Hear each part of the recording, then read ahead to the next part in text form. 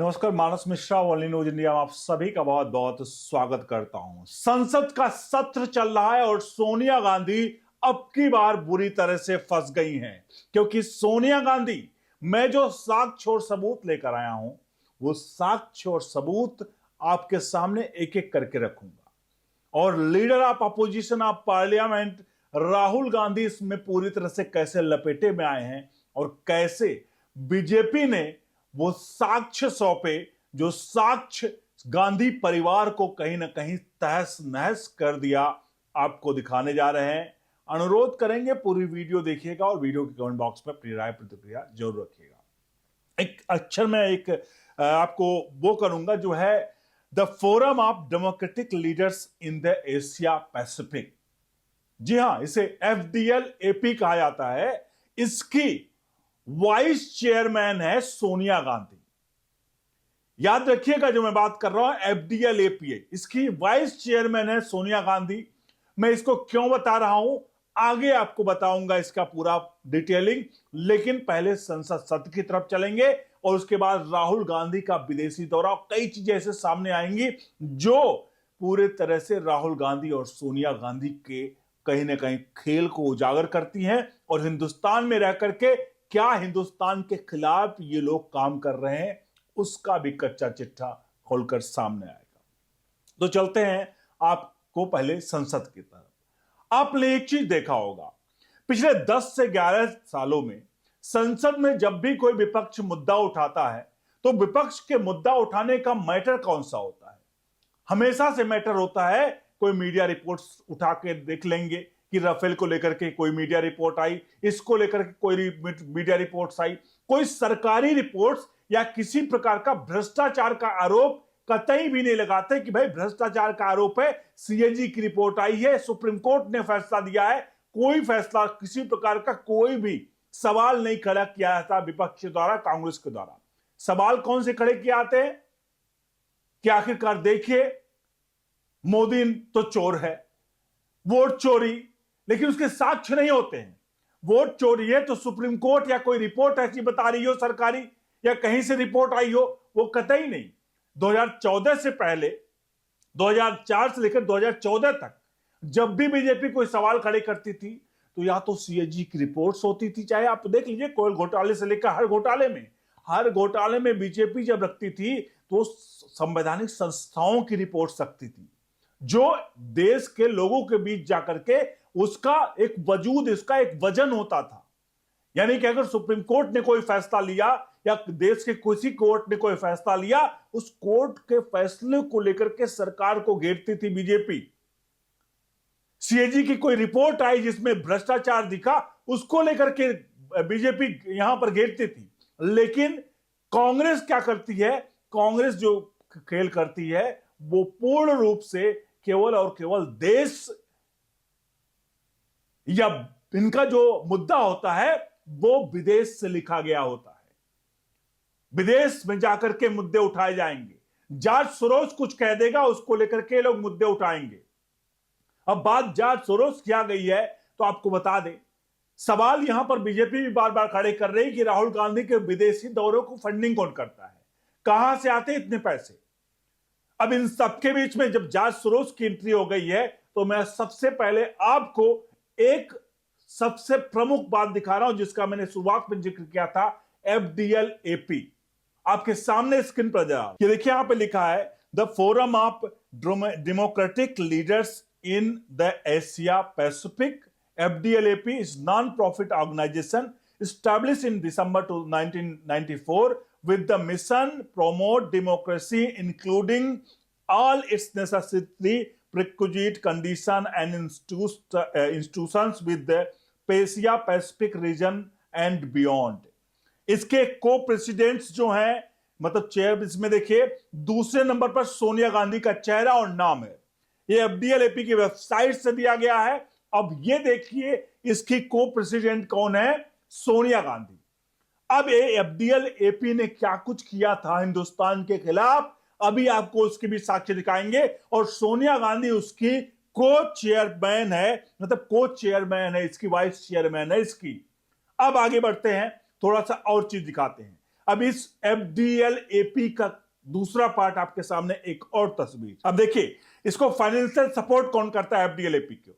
The FDLAP continue existing and activity are due to large part of generous contribution from the Soros Foundation, the Kim Dae-jung Peace Foundation, the Ol Polam International Center and the Namo Name Foundation। यहां पर Soros foundation द्वारा ये funded है, यानी Soros जो कहता है कि भारत की जो है सरकार को गिरा देंगे, इतने मिलियन फंड वहां पर इकट्ठा करेंगे, वो सोरोस है इसका फंड देने वाला, जिसकी वाइस जो अगर बात करें, जिसकी वाइस चेयरमैन है सोनिया गांधी। अब आपको इतना पता चल गया। अब आपको ले चलते हैं थोड़ा सा और सबसे बड़ा लिंक की तरफ, क्योंकि एक एक लिंक जब आप देखेंगे तो आपको समझ में आ जाएगा। अगली तस्वीर आपके सामने है, जो अगली तस्वीर है यह दिखाएगी सोनिया गांधी का असली चाल चरित्र और चेहरा। आपके सामने एक और पेपर नजर आ रहा, देखिए आप, ये देखिए, ये वही है एफडीएलएपी अलर्ट्स। ये वही एफडीएलएपी जिसकी मैंने अभी बात किया है, जो ये फाउंडेशन है, जो कि सोनिया गांधी जिसकी चेयरपर्सन है। ये क्या लिख रहा है, इसको बीजेपी के अमित मालविया ने शेयर किया है। यहां पर देखिए, इसने बड़े बड़े अक्षरों में देखिए लिखा हुआ है कश्मीरी इंडिपेंडेंस। जी हां, कश्मीर को इंडिपेंडेंस की बात करता है, ये उसकी मुहिम छेड़ता है, यानी कश्मीर को लेकर के बड़े बड़े मुहिम छेड़ता है, हिंदुस्तान के कश्मीर को लेकर के, और जिसकी चेयरपर्सन सोनिया गांधी है। आपको अब मैंने एक एक साक्ष्य और सबूत सौंपे हैं। सोनिया गांधी आखिरकार, राहुल गांधी आखिरकार विदेश में क्यों जाते हैं, उसके एक एक चीजों का आपके सामने मैंने साक्ष्य प्रस्तुत किए। आपको मैंने एक एक चीजें दिखाई कि आखिरकार ये जो है राहुल गांधी के विदेशी दौरे कैसे होते हैं, आखिरकार राहुल गांधी विदेशों में जाकर हिंदुस्तान के खिलाफ कुछ ऐसी वैसी बातें क्यों करते हैं। वो सारी बातों का मैंने एक एक करके आपके सामने फैक्ट दिखाया, प्रूफ दिखाया। कश्मीर को इंडिपेंडेंट कश्मीर कहने वाले के साथ सोनिया गांधी उसकी वाइस चेयरमैन है, वाइस चेयरमैन है सोनिया गांधी। आप सोचिए, मालकिन है जिसका फंडिंग जॉर्ज सोरोस करता है। और ये सारे साक्ष्य हैं, ये विदाउट साक्ष्य में नहीं बोल रहा हूं आपके सामने, और फैक्ट हैं जो मैंने आपको दिखाए हैं। राहुल गांधी का अमेरिका का सैम पित्रोदा के कंपनियों में फंड कहां से आते हैं, ये फंडिंग कौन करता है, आखिरकार सैम पित्रोदा के।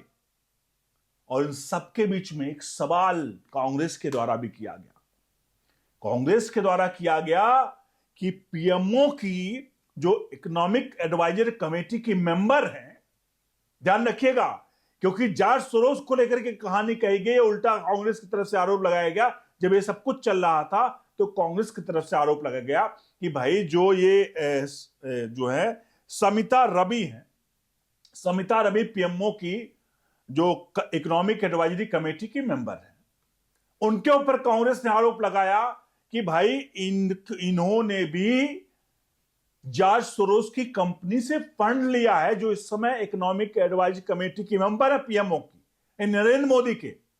अब उसका जवाब तुरंत आ गया, लेकिन सोनिया गांधी की तरफ से जवाब नहीं आया। क्या जवाब आया पीएमओ के समिता रवि का? उन्होंने कहा कि देखिए, जो ये पैसे आए ये 2006-07 में आए जॉर्ज सोरोस फाउंडेशन की तरफ से, लेकिन वो पैसे मेरे पास नहीं आए।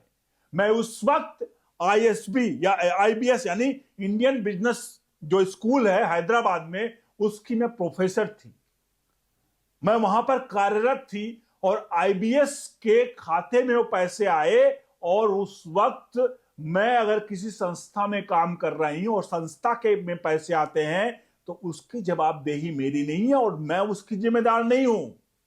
साफ तौर पर यहां पर जो आरोप लगाए गए पीएमओ को लेकर के, वो आरोप साफ तौर पर समिता रवि ने बताया कि ये पूरा का पूरा सच था।